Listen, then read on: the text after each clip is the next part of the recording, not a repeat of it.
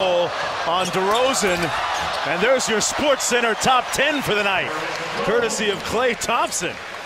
It's the count on alley-oops or attempted alley-oops so far tonight.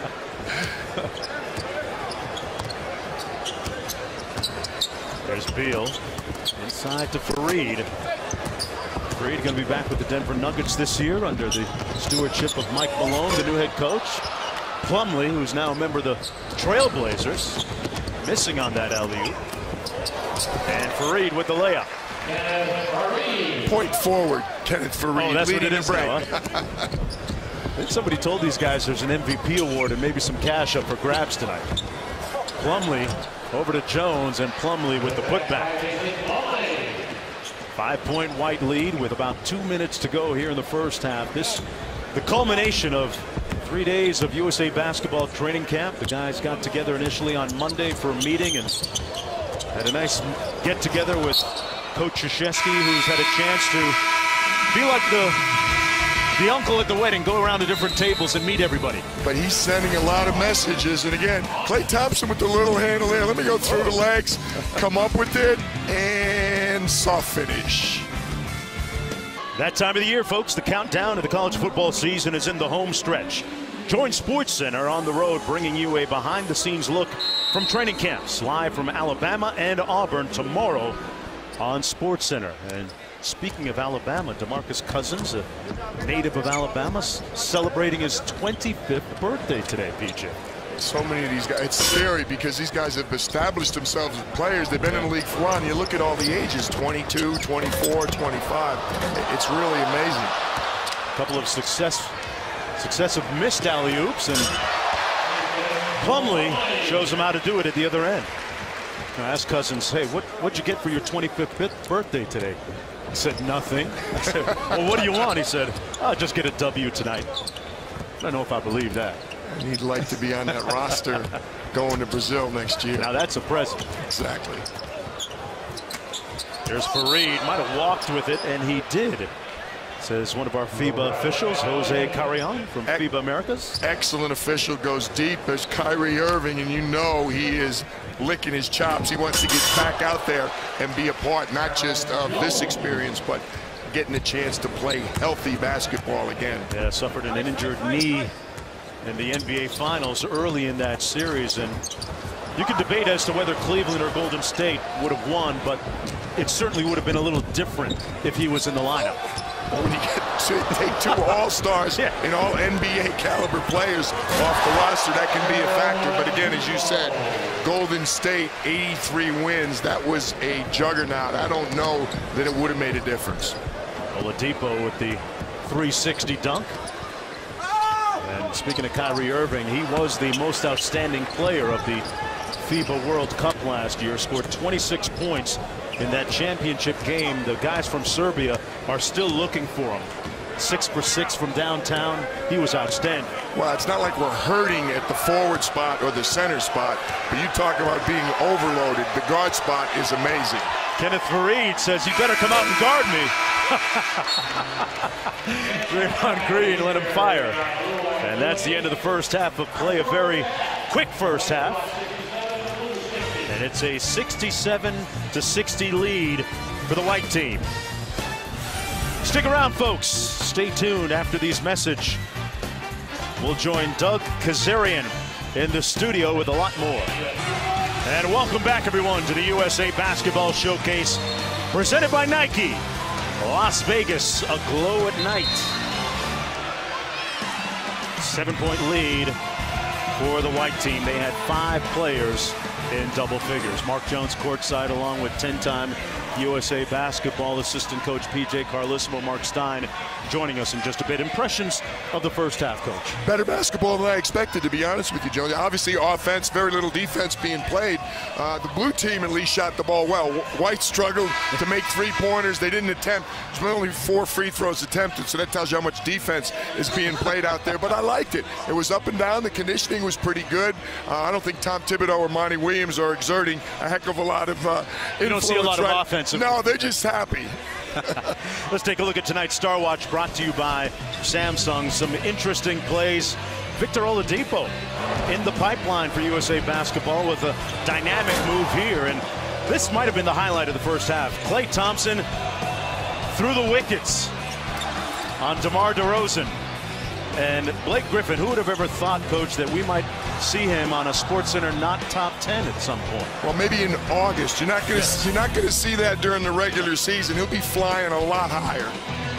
There's a look at some of the cogent numbers from the first half of play, and we are underway. This culminating a successful 4-day get-together for USA Basketball, which began on Monday when they had their initial meetings with Jerry Colangelo, the managing partner, and head coach Mike Krzyzewski.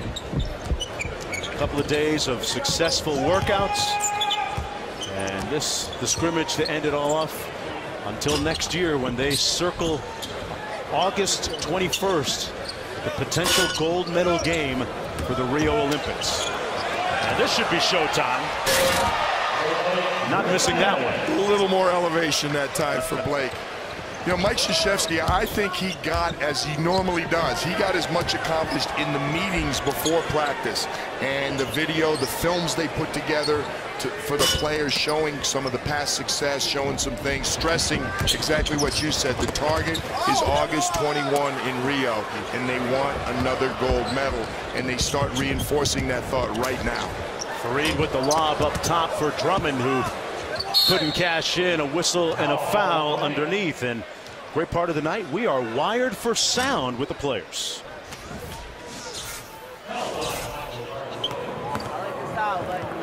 Like your style, like my style. Thank you, man. Appreciate it. Finally.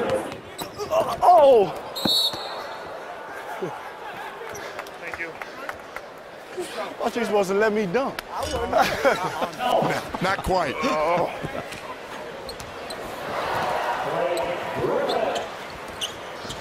You didn't know I had that, did you? Nope.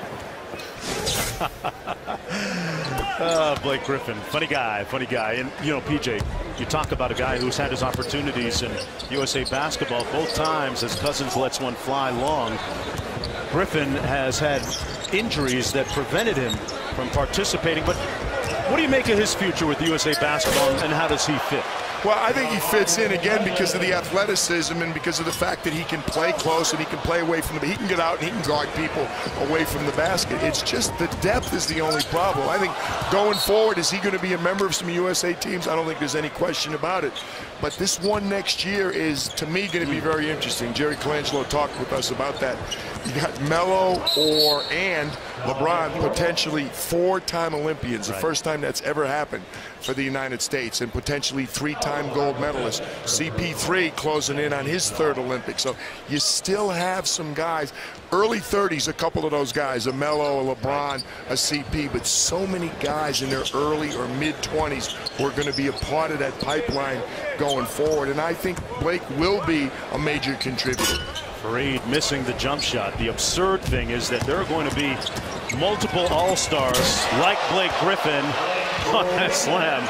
Multiple-time All-Stars, max players who won't make the final 12 cut, which really speaks to the depth of the USA Basketball program. And there's my partner's projected Rio roster. Again, you know I know nothing about this going forward, but those 6 guards, I can't imagine any of those 6 guards. What combination of what they've already accomplished for USA Basketball and what I think they will continue to accomplish next year in the NBA season, I can't imagine forwards like LeBron James, Carmelo Anthony, Kevin Durant, Kevin Love, been a major contributor. For these guys all have won Olympic gold medals, they've won World Championship, World Cups, and they're all NBA players. And Anthony Davis, the big man in the middle, I'm really intrigued. What I think is going to be that last spot. Are they going to go for a second center? Will they go for a second big?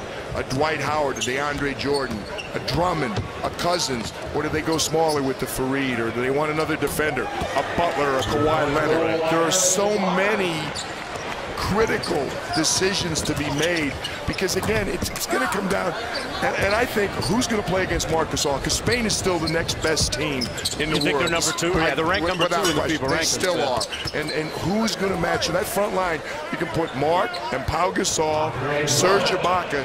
You do need some bigs to play against those guys. So what Mike Krzyzewski, Jerry Colangelo, and his staff come up with they went big last year, right? And although they didn't have to play Spain in the final. Exactly, and I think that, you know, they really weren't all that big in London and obviously enjoyed the success, but I think that's going to be the decision. I mean, not selling anybody else short, any of the other countries. Things can change, but to me, Spain is still the team that they're concerned with beating, and that front line has got to be a major concern, how you match up with them. Right. Of course, on the flip side, PJ, the problem for the rest of the world facing USA basketball is the versatility. Well, when you talk about a mismatch, and people sometimes forget this, as simple as it sounds, what's a mismatch on one end is a mismatch on the other end. So how are we going to guard their bigs? Well, guess what? How are their bigs going to guard our tremendous athleticism, the smaller forwards, the guys who can get up and down the floor and shoot three-point shots? So that chess match is going to be very intriguing to me in terms of what people will be coming back here to Las Vegas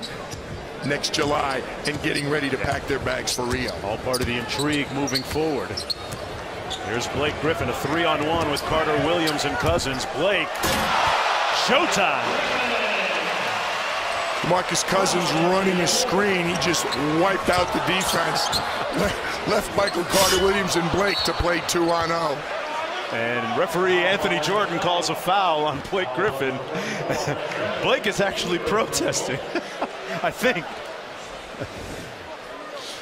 Look at DeMarcus on the left. You're missing. He's got his left arm. He just moved Victor Oladipo out of the way. And I think Blake Griffin is trying to get the, I'm sure he heard it at halftime. He's trying to send back the message, hey guys, I still have some hops.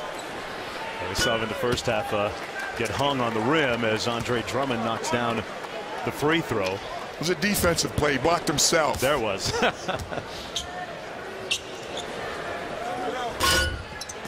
Drummond goes 1 for 2, and hey, need USA Basketball updates at your fingertips? Folks, download the USA Basketball app today for the latest news on all men's and women's national teams and youth development updates. Check out rosters, photos, videos, and a lot more today. Available at Google Play and the Apple App Store. Here's Harrison Barnes out top, working against Kawhi Leonard.